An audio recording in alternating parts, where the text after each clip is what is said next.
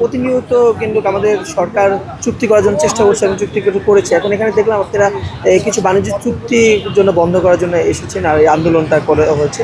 এটার মূল উদ্দেশ্যটা কি যদি একটু বলতো? আমরা যারা বাণিজ্য চুক্তিটা পড়েছি তারা সত্যিকার অর্থে আমরা হতভম্ব হয়ে গেছি, কারণ একটা স্বাধীন সার্বভৌম দেশের সঙ্গে আরেকটা স্বাধীন সার্বভৌম দেশ এই ভাষায় চুক্তি করতে পারে, এই ভাষায় আদেশ দিতে পারে প্রভুর মতো করে, মাতব্বরের মতো করে। সেটা আসলে বাণিজ্য চুক্তিটা যেই পড়বে সেই হতভাগ হয়ে যাবে। আপনারা কিছুদিন আগে হয়তো দেখেছেন সিপিটি থেকেও এরকম একটা বিবৃতি দেওয়া হয়েছে। সিপিটির যিনি ডক্টর মোয়াজ্জেম হোসেন, উনি খুবই অবাক হয়ে বলেছেন যে আমরা এই চুক্তি পড়ে হতভম্ব হয়ে গেছি। তো আমাদের একই কথা, চুক্তি পড়ে হতভম্ব হয়ে গেছি কেন? কারণ প্রাথমিকভাবে এই চুক্তিটা এনফোর্সমেন্টের সমস্ত অথরিটি হচ্ছে ইউনাইটেড স্টেটসের, অর্থাৎ বাংলাদেশ আজ এ স্বাধীন সার্বভৌম দেশ। বাংলাদেশ এই চুক্তির প্রত্যেকটা ক্লজ অনুযায়ী কাজ করতে বাধ্য থাকবে এবং এখানে তার আসলে কোনো ধরনের অথরিটি, এনফোর্সমেন্টের অথরিটি বলেন বা এই চুক্তিটাকে ব্লক করা বা এটাকে কোনোভাবে পিছানো, স্থগিত করা, এসবের কোনো ধরনের স্পেস এখানে রাখা হয় নাই। আর চুক্তির যদি আপনি, এটা তো হচ্ছে যে আমাদের মানে সভরেনিটির জায়গা থেকে আসলে এটা মারাত্মক হুমকি স্বরূপ, কারণ একটা স্বাধীন দেশ এরকম চুক্তি করতে পারে না।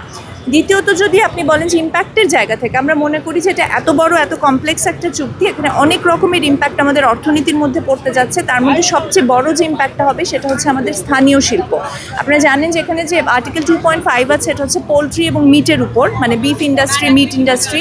এই ইন্ডাস্ট্রিগুলো কীভাবে অ্যাফেক্টেড হবে সেটা খুবই স্পষ্ট, কারণ আমাদের দেশের যে ডেইরি শিল্পটা গড়ে উঠেছে গত কয়েক দশক ধরে একেবারে স্থানীয় পুঁজিতে আমাদের গ্রামীণ অর্থনীতির সাথে যুক্ত, এবং গ্রামীণ অর্থনীতির বিনিয়োগে যে একটা বিশাল ডেইরি শিল্প এবং পোলট্রি শিল্প গড়ে উঠেছে। আপনারা জানেন প্রায় 60-70 লক্ষ মানুষ এই শিল্পের সাথে, মানে তাদের কর্মসংস্থান তৈরি হয়েছে এই শিল্পের মাধ্যমে।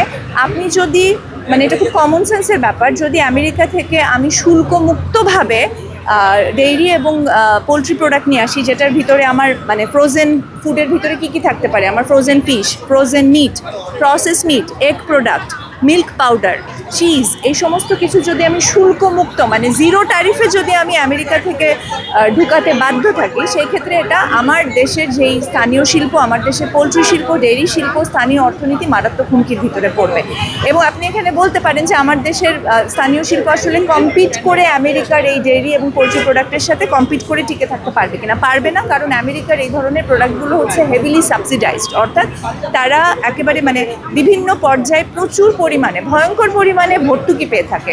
তো আমেরিকার এই সমস্ত ভর্তুকিযুক্ত প্রোডাক্ট সস্তা দামে যখন আমার দেশে ঢুকবে, তখন আমার দেশের যে প্রান্তিক খামারি, আমার দেশের প্রান্তিক পোলট্রি খামারি এবং ডেইরি খামারি, তারা কিভাবে আসলে এই প্রোডাক্টের সাথে কম্পিট করবে? কোনোভাবে এটা সম্ভব না। এর আগে আমরা দেখেছি যে ইউরোপিয়ান ইউনিয়ন থেকে যখন ভর্তুকিপ্রাপ্ত মিল্ক পাউডার বাংলাদেশে ঢুকেছে, আমাদের মিল্ক বিটা ক্ষতিগ্রস্ত হয়েছে। ডেইরি প্রডিউসাররা সবসময় বলেছেন যে আমাদের এক ধরনের মানে প্রোটেকশনিজম দেওয়ার জন্য বলেছেন যে তারা একটু হায়ার শুল্ক চায়। কিন্তু এখন এই চুক্তিটা এমন একটা দাসখতের মতো চুক্তি, যেই চুক্তিতে সাইন করার সাথে সাথে আসলে বাংলাদেশ বাধ্য থাকবে আমেরিকা থেকে জিরো ট্যারিফে শুল্ক, মানে শুল্কবিহীনভাবে সে আমেরিকার এই ধরনের পণ্য আনার ক্ষেত্রে। এটা আমি জাস্ট একটা অ্যাসপেক্ট বললাম, এরকম আরও অসংখ্য অ্যাসপেক্ট আছে। প্রত্যেকটা অ্যাসপেক্টই আমাদের জাতীয় স্বার্থ, জাতীয় সার্বভৌমত্ব এবং আমাদের জাতীয় অর্থনীতি বা আমাদের স্থানীয় শিল্পের জন্য ক্ষতিকর। এই ধরনের একটা চুক্তি কিভাবে অন্তর্বর্তীকালীন সরকার থেকে মানে কিভাবে তারা এটা কিভাবে স্বাক্ষর করলেন, এটা ভেবেই আমরা আসলে অবাক হয়ে যাই। মানে কোনো কাণ্ডজ্ঞান সম্পন্ন মানুষ এবং দেশের স্বার্থ নিয়ে চিন্তিত